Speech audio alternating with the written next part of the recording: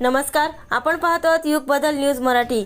वंचित बहुजन आघाडीचे प्रदेश प्रवक्ता तथा युवा आघाडी प्रदेश महासचिव राजेंद्र भाऊ पातोंडे यांचा वाढदिवस शासकीय विश्रामगृह अकोला येथे दिनांक 3 फेब्रुवारी 2024 रोजी मोठ्या उत्साहात साजरा। यावेळी राजेंद्र भाऊ पातोंडे यांच्या चाहत्यांनी त्यांना वाढदिवसाच्या शुभेच्छा दिल्या।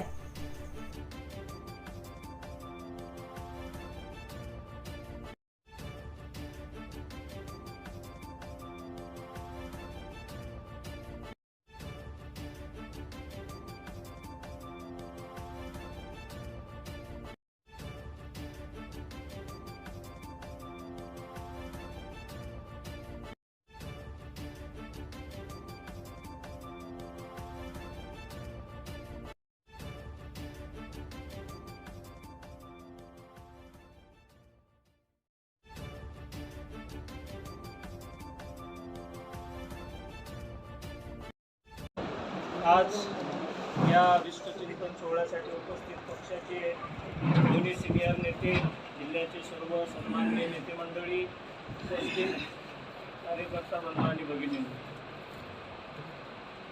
मला काम करताना आजपर्यंत अनेक लोकांना मी चळवळीत येताना पाहिलं। अचानक आले, अचानक मोठे झाले आणि अचानक निघून गेलेले लोक पाहिले। अनेक लोक असे पाहिले की ज्यांना आयुष्यात पक्षातून काहीही दिलं नाही, पण ती माणसं काम करत होती। माझ्यासाठीची संधी, माझ्यासाठीची प्रेरणा जी आहे, तो शेवटचा माणूस होता की ज्याला बाळासाहेब आंबेडकर कधी बोलले नाही, ज्याला पक्षाचं कुठलं पद मिळालं नाही, ज्याला पक्षाच्या सत्तेचं तिकीटही मिळालं नाही आणि ज्याला ओळख नव्हती, अशी माणसं आपण जेव्हा त्यांना भेटतो आणि त्यांच्याकडनं चळवळ ऐकतो, चळवळ समजून घेतो, तेव्हा लक्षात येते की आपण खूप मागे आहोत। आजही पक्षाच्या होणाऱ्या वेगवेगळ्या सभांमध्ये ज्या पद्धतीचे लोक येऊन बाळासाहेब आंबेडकरांची नुसती एक झलक पाहण्यासाठी, त्यांचं नुसतं भाषण ऐकण्यासाठी, ज्या वयाचे, ज्या दर्जाचे, ज्या आर्थिक परिस्थितीचे लोक आपण पाहतो की अक्षरशः पिशव्या हातात घेतलेल्या 80-80 वर्षाच्या म्हाताऱ्या, हे सगळं जे वैभव आहे त्या वैभवामध्ये काम करण्यासाठी आपण नशीबवान आहोत। महाराष्ट्रात आपला जिल्हा एकमेव जिल्हा आहे की ज्याला थेट आंबेडकर कुटुंबाला मतदान करण्याची संधी आहे। एवढं प्रचंड आपल्याला भाग्य लाभलेले आपण कार्यकर्ते आहोत। आणि म्हणून मला काय मिळालं, इतरांना काय मिळते, तुमच्याबद्दल कोण काय म्हणते, या सगळ्या गोष्टीला चळवळीत काही अर्थ नाही। जी माणसं निष्ठावान असल्याची भाषणं करतात किंवा करत होती, तर या चळवळीमध्ये बेईमानी त्यांनीच केली, जे सांगत होते की माझ्या चांबड्याचे जोडे बाळासाहेबांच्या पावलाला शिवले तरी आमच्यावरचे उपकार फिटणार नाहीत। बेईमानी करायची संधी आली तर ते सगळ्यात पुढे होते। त्यामुळे अशी भाषणं करणारी माणसं जिथं जिथं असतील त्याच्यापासून सावध राहिलं। या चळवळीत ज्याला काही मिळालं नाही तो तक्रार करत नाही, तो काम करतो। पण जे 10-10 वर्ष आमदार होते, जे 10-10 वर्ष पक्षाच्या वेगवेगळ्या सत्तेत होते, 15-15, 20-20 वर्ष चळवळीच्या वेगवेगळ्या सत्तेत होते, त्यांना संधी मिळाली तर 3-3 पक्ष बदलून टाकले। पण अवस्था काय आहे तर पाळलेलं कुत्र सुद्धा त्याच्याबरोबर फिरायला तयार नाही। सकाळी फिरायचं असेल तर एकट्याला फिरावं लागतं। हे जे काही वर जाऊन खाली पडणं असते ना, ते या जिल्ह्यानेच अनुभवलेलं आहे। आणि त्यामुळे तरुण पिढीला ही चळवळ पुढची 25 वर्ष सुजात आंबेडकरांच्या बरोबर घेऊन जाताना ती शिस्तीत न्यावी लागेल। आमच्या पुढची आव्हानं वेगळी होती, आमच्या पुढची राजकीय चळवळ वेगळी होती, आमच्या पूर्वीच्या राजकीय पक्षाचे प्रश्न वेगळे होते।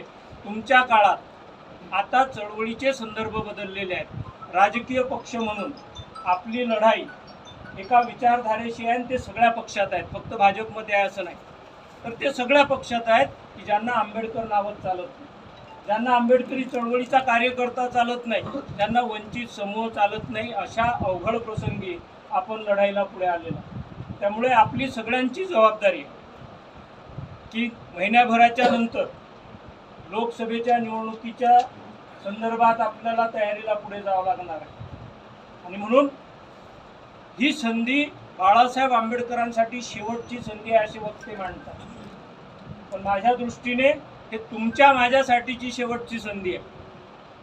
या देशात जर 2024च्या निवडणुकीत बाळासाहेब लोकसभेत गेले नाही तर मग या देशातली ही शेवटची निवडणूक होणार आहे. आणि म्हणून आतापासून निवडणूक होईपर्यंत तुमची आमची जबाबदारी आहे की आपल्या आधीच्या चळवळीच्या कार्यकर्त्यांनी कुठलीही साधनं नसताना ही चळवळ इथपर्यंत आणून आपल्या हातात दिली की आज महाराष्ट्रामध्ये इतर राजकीय पक्षाचे पदाधिकारी काय म्हणतात, काय करतात यापेक्षा वंचित आघाडीचे डॉक्टर पुंडकर काय म्हणतात हे जी 45 वर्ष सत्तेत असलेले पक्ष त्यांचे राजकीय नेते बोलतात त्याला मीडियाच्या लेखी काही नसते. पण बाळासाहेब काय मांडणार आहेत, डॉक्टर पुंडकर काय मांडणार आहेत, रेखाताई ठाकूर काय बोलणार आहेत, पक्षाच्या वतीने जाणारं एक स्टेटमेंट हे मीडियामधली ब्रेकिंग न्यूज असते. ही एवढी ताकद जी उभी झालेली आहे ती फक्त आणि फक्त बाळासाहेब आंबेडकरांच्या 42 वर्षाच्या मेहनतीचं फळ आहे. आज या चळवळीमध्ये अनेक नवीन चेहरे आलेले आपण पाहतो. अनेक तरुण कार्यकर्ते या निमित्ताने जुळलेले आहेत आणि ते आमच्याशी जुळले नाही. राजेंद्र पातोडे, श्रीकांत घोगरे हे चेहरे आहेत, पण हे सर्व जुळलेले कार्यकर्ते आहेत ते बाळासाहेब आंबेडकर, सुजातदादा आंबेडकर, अंजलीताई आंबेडकरांशी जुळलेले आहेत. आणि 42 वर्ष हे कुटुंब सर्वसामान्य कार्यकर्त्यांना जपण्याचं काम करत आणि म्हणून या निवडणुकीमध्ये बाळासाहेबांना परत देण्याची जबाबदारी आपली आहे. बाळासाहेब आगे बढो एवढ्या घोषणा करून ते विजयी होणार नाही, तर आपल्या सगळ्यांना मेहनत करावी लागेल. आणि आपण मेहनत केली तर जेवढे कार्यकर्ते आपल्याकडे आहेत, तरुण कार्यकर्ते, तेवढ्या कुठल्याही राजकीय पक्षाकडे कार्यकर्ते नाहीत. आज आम्ही जर ठरवलं की 10 मिनिटात शहरात आणि जिल्ह्यात दंगल करायची आहे, महाराष्ट्रात दंगल पेटवायची आहे, तर एवढी प्रचंड ताकद आपल्याकडे आहे की आपण 1 मिनिटात महाराष्ट्र पेटवू शकतो. जी माणसं रस्त्यावर संघर्ष करायला दंगलीसाठी घाबरत नाही, पोलिसांना घाबरत नाही, त्यांना कोणीही थांबवू शकत नाही. आणि म्हणून आज जो धाक, आज जो प्रभाव, आज जी आमची छाप बाळासाहेब आंबेडकरांनी निर्माण केलेली आहे ती आपल्याला बाळासाहेब आंबेडकरांना लोकसभेमध्ये घेऊन जाऊन खासदार करून की आम्ही कोण आहोत हे जर आपल्याला सांगायचं असेल तर ते आपल्याला कृतीतून सांगावं लागणार आहे. आणि म्हणून ज्याला ज्याला जिथं जिथं शक्य आहे, आज 3 आंबेडकर अकोल्यात उपलब्ध आहेत. बाळासाहेब उपलब्ध आहेत, अंजलीताई उपलब्ध आहेत, सुजातदादा उपलब्ध आहेत. त्यामुळे शेवटच्या घटकापर्यंत पोहोचण्यासाठी जो जो कार्यक्रम तुम्हाला वाटत असेल, जे आंदोलन तुम्हाला वाटत असेल, जो उपक्रम कार्यक्रम तुम्हाला वाटत असेल, तो निश्चितपणे घ्या. आपल्याला सर्वांपर्यंत पोहोचून या वेळची निवडणूक वन साईड करायची. आजपर्यंत निवडणुकांमध्ये आमच्या बाजूने जे निकाल गेलेले आहेत ते निकाल आपल्याला आपल्या बाजूने आणायचा आहे. नवीन अपडेट मिळविण्यासाठी चॅनलला लाईक आणि सबस्क्राईब नक्कीच करा.